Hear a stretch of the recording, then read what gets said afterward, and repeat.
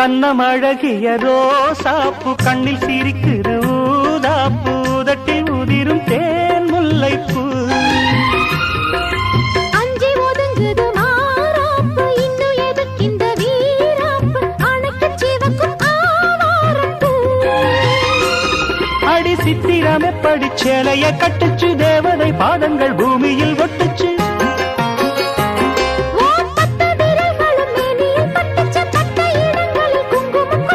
நித்தம் இரவினில் வித்தை படிக்கையில் ரசிச்சு பழ